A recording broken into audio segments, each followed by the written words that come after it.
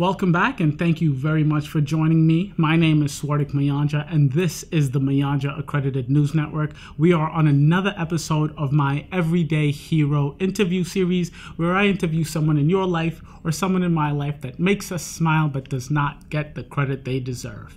Today, I am interviewing a very important person. In fact, he's not just going to make you smile. He's in the work that will make your grandkids and their grandkids smile.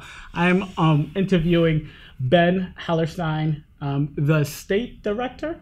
Yep, that's right. The state director of Environment, Massachusetts. There is no justice when so few have so much and so many have so little. Ben, thank you very much for joining me. I appreciate you taking your time out of the day for this. So before we begin and jump into this environmental shebang you got going on here, who are you, and then why did you decide environment?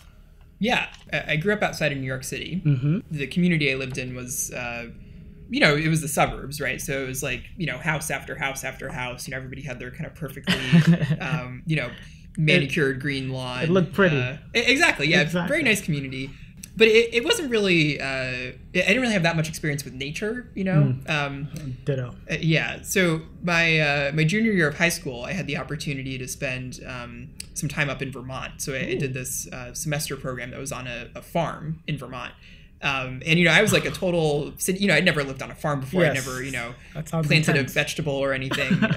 But, I had the opportunity to live there for a few months and, it was just absolutely, blown away with how beautiful it was. And I remember my first or second night that I was up there, I went outside after dark and you could see for miles in every direction just by the light of the moon. Yeah. And I'd always That's amazing. Yeah. That's amazing. Right. And I'd always assumed, like the town I grew up in was the place where the sky was glowing orange at night from all the streetlights. So I just always assumed like, moonlight is just a poetic expression, right?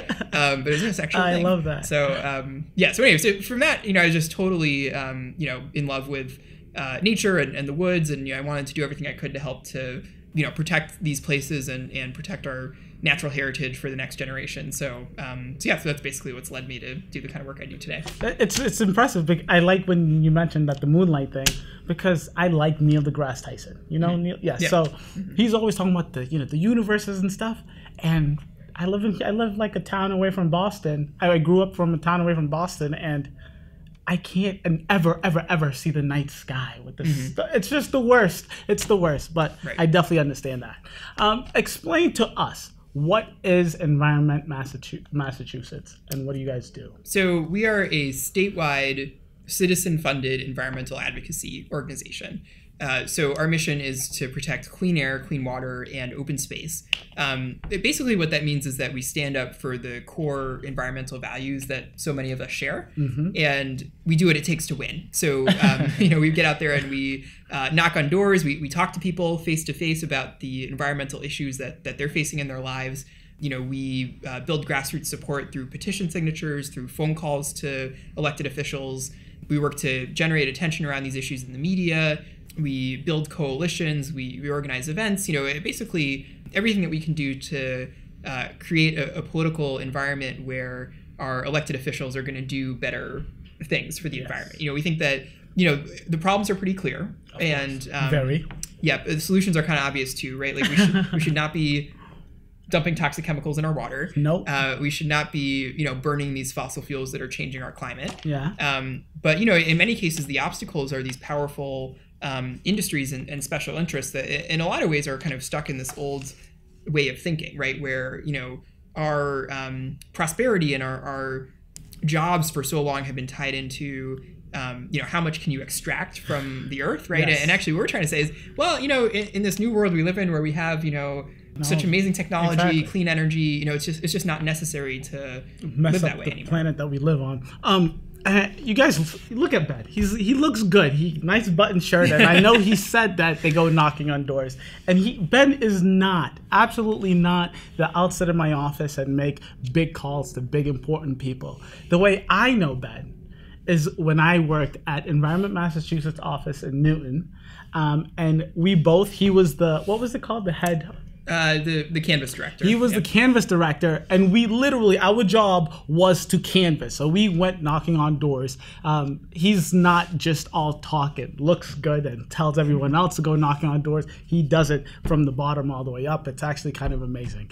So how long have you been with Environment Massachusetts? It's called Environment Massachusetts. Is there an Environment New York? Is there Environment California? There is, yeah. So we're part of a national federation called Environment America. So there's groups in about 28 or 29 states across the country. Plus, we have a federal office in D.C. Awesome. Yeah, and so I've been with the organization for about 4 years now. 4 years. Congratulations. Yeah, thanks. Is there an end goal? Is Environment Massachusetts strictly, is it strictly energy? Are we just talking solar and wind? Is Environment Massachusetts, let's help, the prevent extinction of animals? Is it wildfires? Is it only energy? Well, we work on a lot of different issues. Okay. So over the years, we've done a ton of work around protecting our parks and public lands. Yes. So everything from Boston Common to the Cape Cod National Seashore, some of the places that we really treasure the most in Massachusetts. We do a lot of work around clean water. So that means protecting the Charles River, the Mystic River, other waterways from pollution. What is there left to protect in the Charles? Well, so we've made a lot of progress in cleaning up the Charles River, but there's actually many summers there are these blooms of this toxic blue-green algae, which is called cyanobacteria. Ooh, that does not sound good. It isn't. So it makes the water look, it almost has that paint-like texture to it. Yeah, that's why I said what I said, because it just doesn't look like there's much to... Yeah, exactly. So, and when that happens, they have to close the river for swimming and for fishing and for boating. And so, and there are many causes to that, but one of the causes is pollution that runs off of parking lots and lawns and other surfaces during rainstorms, which then flows into the gutters, and then that gets into the rivers. So one of the things we're looking at is what can we do to encourage the use of more green infrastructure, where basically they're absorbing more of the rainwater in the place where the rain falls, rather than having it wash into the sewers and carry all the pollution with it. My goodness, that's I like that idea. Yeah. Oh, you guys are good. Thanks. You're welcome. So I did a little bit of research before I came to do this interview, and I found out that Massachusetts might be the first state to go 100% renewable energy. Is this true? That's true. Yeah. So just last week we launched our campaign for 100% renewable energy for Massachusetts. And we think, it's 2017, right? We should not be digging up, oil and gas and coal from the ground and burning it, which, as we know, is causing, such major problems for our climate and for our health. And, we have the alternatives, right? We have, in Massachusetts, we could get more than 11 times as much electricity as the entire state uses each year just from offshore wind alone. You're lying. That's true. Amazing. Yeah. What are we doing? I don't know. So we've been, we've been making progress all along, right? So we've been, right now we have 200 times as much solar in our state today as we did 10 years ago. So that's real progress. And thanks actually to a lot of policies that we've helped to adopt. But with all that, it's still not enough. And we find ourselves in this place where we have to fight for every single little incremental step of progress, right? So getting from 2% solar to 3% solar. And our point is, that's good, but it's not good enough, right? Yes. We need to go a lot further, and it's ineffective. A lot more quickly. End goal, it's not as effective. Right. Yeah, and we can just do so much more, and we actually, we're at a point where 100% renewable energy is feasible and within reach, and we should just do everything we can to move as quickly as possible in that direction. So let's talk about that. How are we going to get to 100%? What politician do we have to fight? What bill do we have to pass? How much money do we need to raise? Yeah. Well, it's not going to be easy. Yes. There are certainly industries and special interests that are profiting off of the way that our energy system is currently set up. Definitely. When we talk about 100% renewables, we're talking about really changing the entire way that our society produces and consumes energy. So it's not going to be simple. That's intense. Yeah.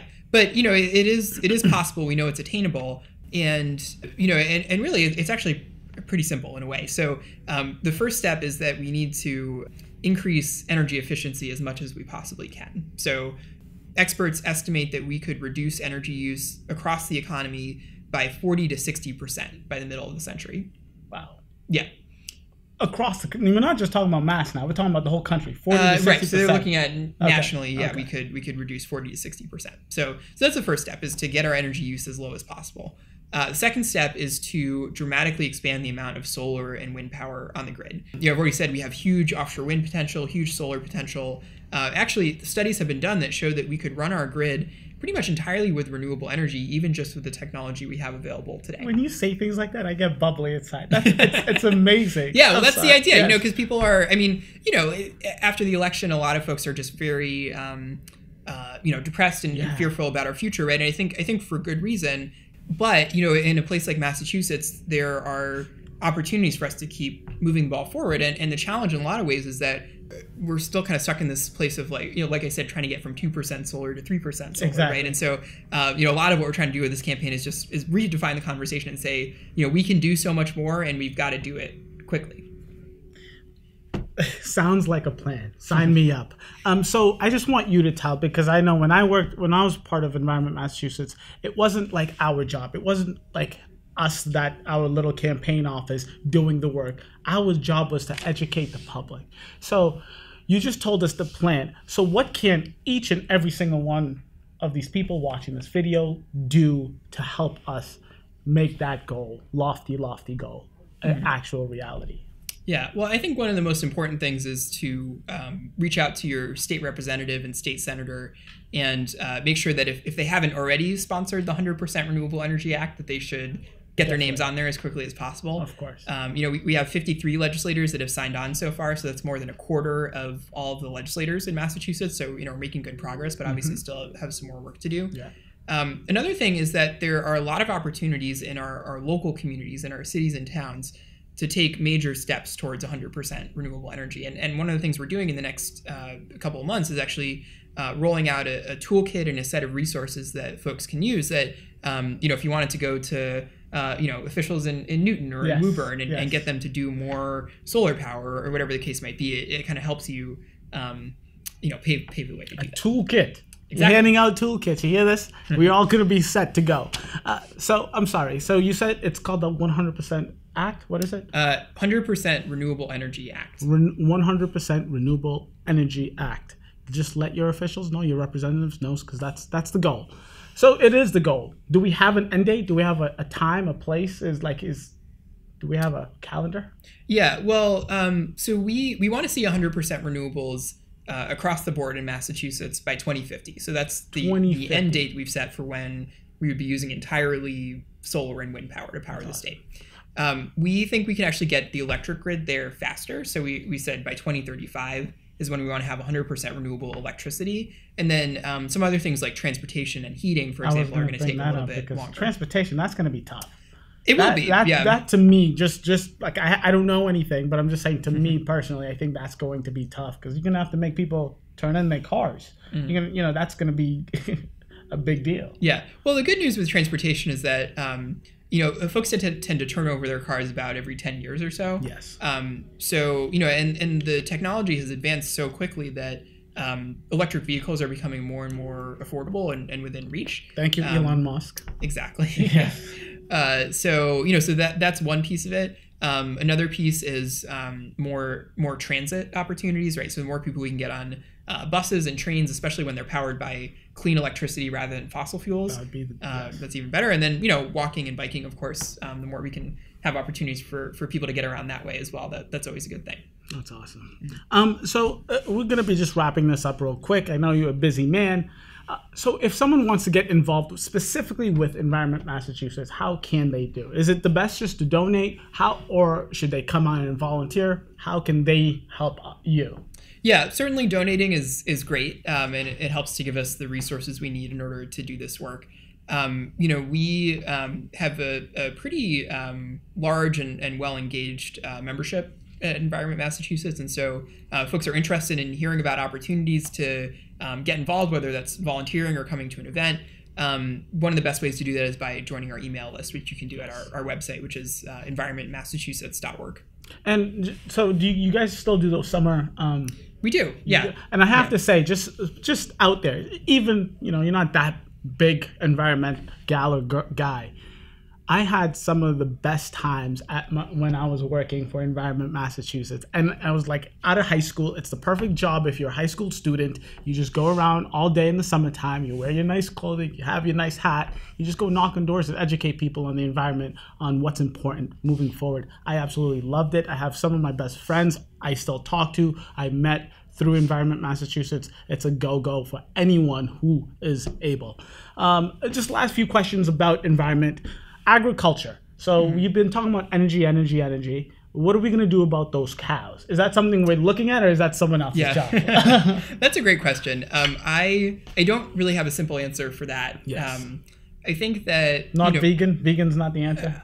Well, it could be. I think that one of the pieces is that we certainly are going to need to protect and restore so many of our natural landscapes that help to absorb some of the extra carbon that comes from those activities. Yes. But yeah, it certainly is a huge challenge. That is definitely a huge challenge. And then last energy question. So you did mention Trump, and people are worried. And we got to stop the pipeline in North Dakota. The pipeline in North Dakota, and people saying it's going to be coming back. That's a scary thing. People fought really hard to have that not happen. Do you see moving forward in the Trump administration? I know Massachusetts, ourselves as Massachusetts, we are looking forward and we have a bright future. For the rest of the country, are you hopeful? Yeah, I mean, I think we need to be realistic, okay. right? Yeah, so, that's exactly. I think this new political era that we're in poses challenges to us that in a lot of ways are bigger than anything we've faced in recent history. There's no doubt that President Trump and his appointees are gearing up for a major attack on our environmental protections and our programs to fight climate change. That being said, we've seen before that even when we have leaders at the federal level that are not taking action on this issue, that we can make progress one state at a time, right? And so it starts in places like Massachusetts and California. So I'll give you an example. So back in 2001, when really nobody was taking climate change all that seriously at the federal level. In Massachusetts, we passed the first ever national limits on carbon pollution from power plants. Wow. Yeah. So thanks to a campaign that we helped to run, which basically targeted the dirtiest power plants in Massachusetts. So we won those limits. And then, over time, a few other states like California followed our lead. Fast forward 12 years, President Obama announces his climate action plan. The centerpiece of that plan is national limits on the carbon pollution from power plants, right? So we see that, these ideas that started in Massachusetts can make a difference nationally. And then, that clean power plan that Obama announced itself was the foundation of the Paris Climate Agreement, 190 plus countries getting on board. Massachusetts, right? You've done some crazy things. That's amazing. Exactly, yeah. So we know that what we do here can make a difference, not just in our state, but across the country and even around the whole world. And so, I think we need to be realistic and honest with ourselves, but I also think that, the more ambitious we can be, the better. And I think, especially in this moment, people are connecting a lot more to these, it's like the bigger, the better, right? Yes. I mean, we could go out there, we could say, oh, we want to expand solar from 3% to 4% now. But it's actually, talking to people at 100% is better. It just gets people more excited, more motivated, and to be honest, it's just where we need to get to. So that's our plan. That's a great plan. Yeah. I love it. I absolutely love it. I don't want to end on a bad note, but just real quick. What is your quick answer, or what do you say to people who still do not believe in climate change, man-made climate change? Yeah, well, the science is pretty clear. Yes, so the vast majority of experts, here in the United States and around the world agree that climate change is happening and that, human activity is driving it. I think that, for people who still aren't convinced, I think it's just going to become harder and harder to not be convinced, right? I mean, we're seeing the impacts all, right? It's like, how warm is it today? Temperature records being set all the time, extreme storms that we're seeing these, today that we didn't see a few years ago. So I think that there's more and more evidence out there. And I think we do have a critical mass of people that are acknowledging it and preparing to take action on it. And really the challenge, honestly, is mostly in officials in the State House and in D.C. that are not. I honestly believe it's like they are the majority of people who don't believe it. Like, it just doesn't seem like regular people do not. To close out, like I ask every single one of my guests, 5 years from now, or specifically now in 2035, you said 35, right? That was the year. 2035, when you guys hit 100% on, you said electrical, right? Yeah, that's right. Yes. And there's a line out the door all the way down to the Boston Commons waiting to interview Ben. And I asked Ben, can I come back and talk about our 100% milestone? Will you allow me the honor? Sure. Awesome. Thank you very much, Ben. Everyone, I'm going to have all the links in the description box below. Definitely sign up, donate. Environment Massachusetts, I had a blast working for them. I think they're doing real change that's going to make this country, this planet, a better place. I cannot wait. We're moving forward. Ben, I really appreciate it, and I know our grandkids are. Yeah, thank you. Thank you. Ben, that was awesome.